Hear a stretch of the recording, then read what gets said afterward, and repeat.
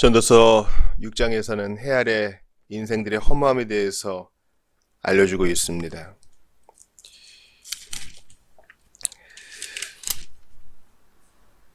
한 가지 문제점을 전도자가 발견했죠. 이 세상에서 좋은 것을 많이 획득했는데 그만 그것을 내가 다 누리지도 못하고 그것을 물려주지도 못하고 엉뚱한 사람이 그것을 누린다는 것입니다. 이게 참 허망하고 슬픈 일이라는 것이죠. 하나님께서 어떤 사람에게 부와 재산과 명예를 그가 원하는 대로 아무 부족함 없이 다 주셨으나 그로 하여금 그것들을 하나도 누릴 수 없게 하시고 엉뚱하게도 다른 사람이 그것들을 다 누리게 하시니 이것 또한 참으로 허망하고 서글픈 일이로다. 하나님을 언급합니다. 아마 솔로몬은 자기 얘기를 하고 있는 건지도 모르겠어요. 하나님이 주신 부, 하나님이 주신 재산과 명예.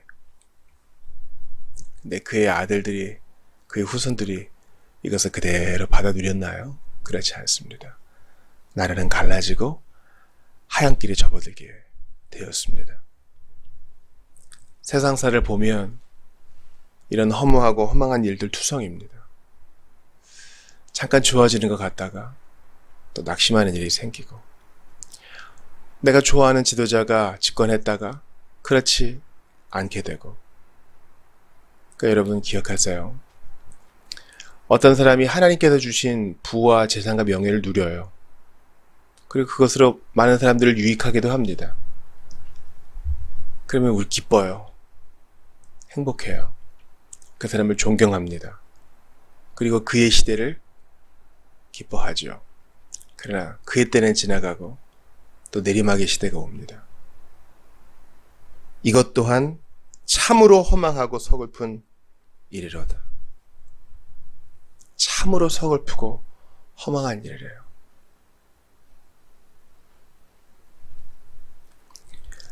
우리의 인생사, 우리의 사회의 흐름, 우리가 지금 발붙이고 사는 이 땅의 역사, 세계의 역사, 지금 전쟁하고 물가는 치솟고 모두가 어려운 가운데 처해 있지 않아요? 참으로 허망하고 서글픈 때입니다. 이러다가 이제 탁월한 지도자가 나오면 또 사람들이 거기에 줄을 서겠죠. 그러나 그의 시대는 끝나고 그 많은 사람이 또 나오지 못하니 이것 또한 서글프고 허망한 일입니다. 그러므로 여러분, 하나님께 마음을 두세요. 오늘 이게 우리 설교의 결론이에요. 하나님께 마음을 두세요. 우리 신자들도 모였을 때 누가 어떻느니 저가 어땠느니 너무 정치 이야기에 목을 매시는 분들이 있어요. 우리는요, 무관심해서는 안 돼요. 이 땅의 일들에 관심을 가지고 정치, 바르게 일이 구현되어 가는 것에 관심을 가져야 됩니다. 그리고 지난번 이 강단에서 말씀드렸다시피 우리의 예배 행위와 파송 행위는요, 이 예배에 사실 파송이 포함되죠. 아주 급진적인 정치 행위예요. 우리는 우리가 있는 곳에서 정의롭게 공의의 하수를 흘려보낼 것이기 때문에 대단히 혁명적인 일이에요. 우리의 예배 행위는요. 근데 여기서 한 걸음 더 나아가서 정치 행위를 하시려는 분들이 상당히 많아요. 여러분, 정치와 정치 행위는 좀 구분될 필요가 있어요. 예수님과 제 아들이 이 땅에서 사역하실 때 로마의 황제가 어떻다느니, 원로원이 어떻다느니 그런 얘기가 기록이 안 돼 있어요, 여러분. 그러니까 이 균형을 지키세요.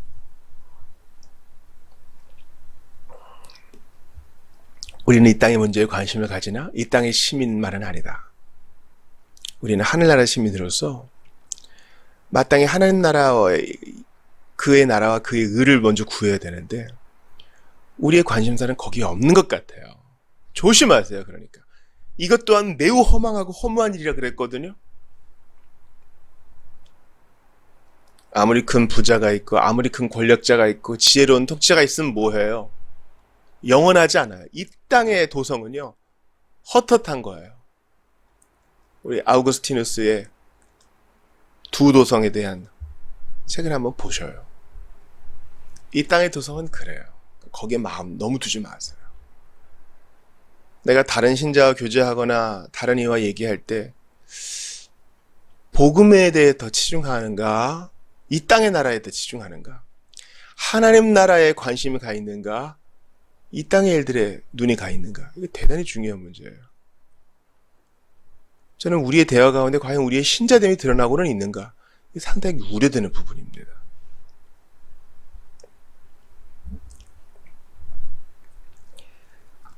전도자는 결론을 9절에서 이렇게 냅니다. 눈으로 직접 보듯 바라는 것은 적어도 지금 가지고 있는 것으로 즐거움을 누리며 사는 것이, 눈을 감은 채 마음속에 온갖 욕망에 사로잡혀 이리저리 방황하는 것보다 낫다.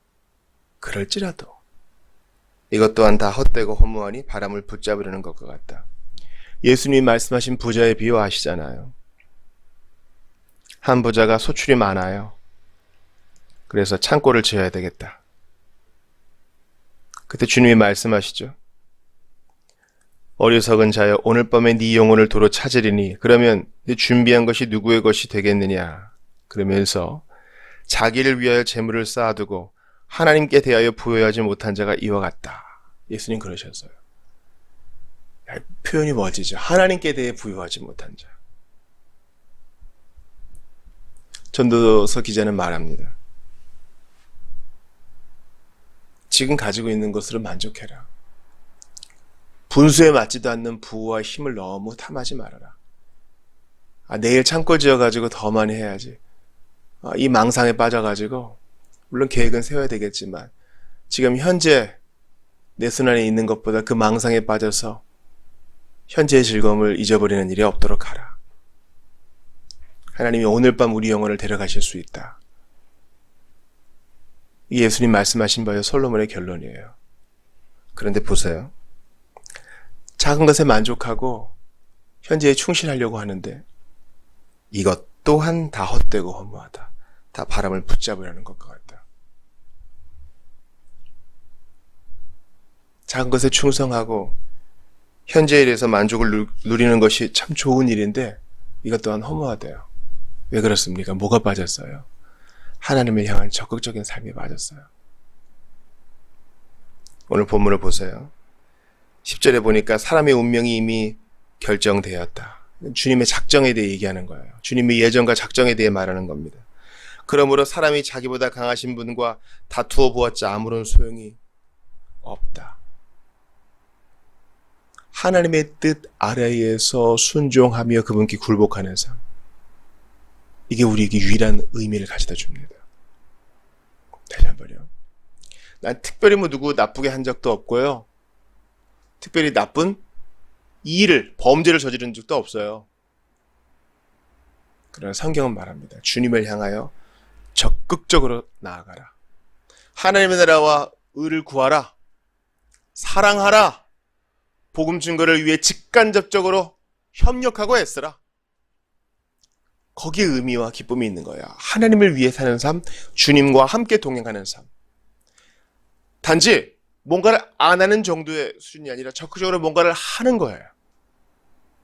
다른 이의 복지를 위해서, 하나님 나라의 확장을 위해서, 교회의 안녕과 다른 지체의 평안을 위해서 애쓰고 힘쓸 때 만족과 자족과 평안이 더하여 오는 것입니다. 기억하세요? 너희는 먼저 그의 나라와 그의 의를 구하라. 그리하면 이 모든 것을 너에게 더하시리. 이 모든 것에 인생의 의미와 일상에서의 평안과 즐거움과 만족이 다 포함되어 있어요, 여러분.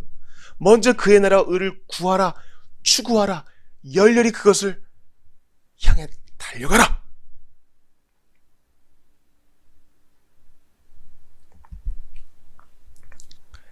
시편 62편 9절에서 말합니다. 진실로 천한 자도 헛되고 높은 자도 거짓되니 저울에 달면 입김보다 경하리로다. 사람이 아무것도 아니에요. 사람은 하나님을 경외하지 않으면 아무것도 아니에요. 이렇게 가벼운 인생이 되는 겁니다. 이사야 2장 22절 보세요. 너희는 인생을 의지하지 말라. 그의 호흡은 코에 있나니 쇠칠 가치가 어디 있느냐. 인생은 의지할 존재가 아닙니다. 의지할 분은 하나님 한 분밖에 없어요. 우리 인생의 가치는 하나님을 절대 의지할 때 그때 그 가치가 빛이 나요. 히브리서 4장에서는 이렇게 얘기하죠. 13에서 15절입니다. 들으라 너희 중에 말하기를 오늘이나 내일이나 우리가 아무 도시에 가서 거기서 1년을 유하며 장사하여 일을 보리라 하는 자들아. 내일 일을 너희가 알지 못하는도다. 너희 생명이 무엇이뇨? 너희는 잠깐 보이다가 없어지는 안개니라. 너희가 도리어 말하기를 주의 뜻이면 우리가 살기도 하고 이것저것을 하리라 할 것이거늘. 우리는 잠깐 보이다가 없어지는 안개입니다. 기억하세요. 잠깐 보이다가 없어지는 안개. 이게 우리 인생이에요.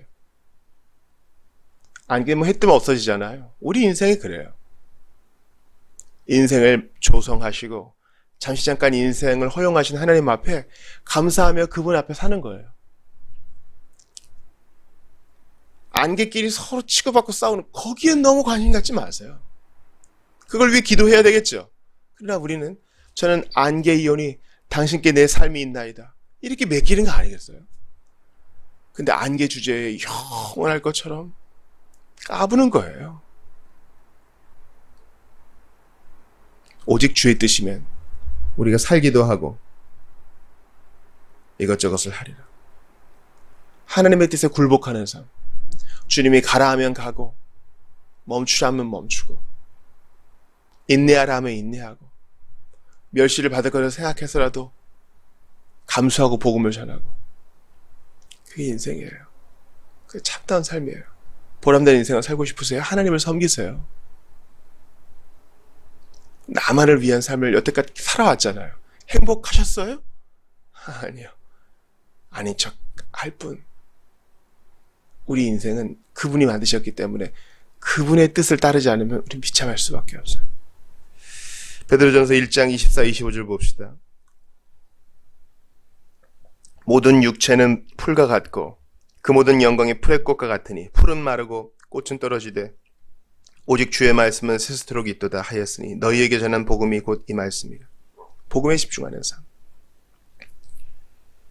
풀과 꽃과 같이 피었다가 떨어지는 그런 유한함이 아니라 하나님 말씀에 집중하는 삶. 마르고 떨어지고 시들고 우리 인생은 그러하나 우리는 영원토록 계속되는 하나님 나라와 이 복음에 우리 시선을 두어야 되겠습니다. 오늘 본문이 말하잖아요. 그림자처럼 덧없이 지나가는 짧은 인생에서 사람에게 진정 좋은 것이 무엇인지를 과연 누가 알 수 있으랴. 인생에는 답이 없다는 거예요. 그림자와 같은 인생, 안개와 같은 인생입니다. 정신이 번쩍 들지 않으세요? 야, 이렇게 사는 게 옳은가? 이제 한 주가 주일이 시작되고 월요일 일상을 보내셨죠? 어제 어떠셨어요? 여러분들의 궁리와 마음이 어디에 가 있었습니까? 우리에게 맡겨주신 일을 하면서도 주께 감사했나요? 아니면 걱정이 쌓여가지고 이 돈을 어떻게 준비하지?